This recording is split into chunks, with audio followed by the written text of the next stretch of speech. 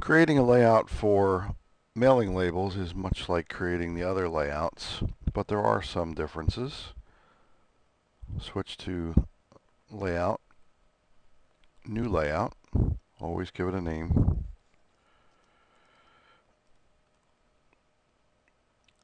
Choose Labels. Notice how the graphic changes here.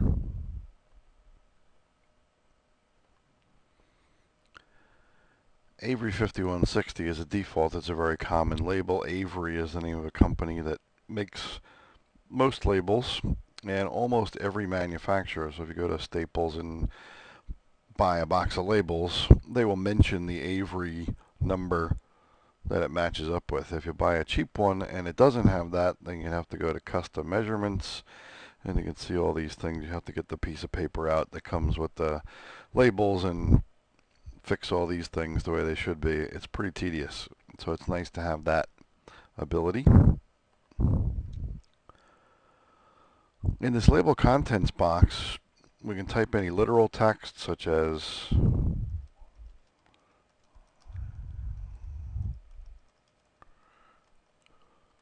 and then add fields. Double clicking works like it has before, but if I want a space between first and last name, I've got to type it. Press return to start a new line. Street field is alone on the second line. Town, comma, and space I have to type. Double click on state, space, double click on zip code, and that's all I want in the label. There are lots more fields, but those are the only things I want on the mailing label.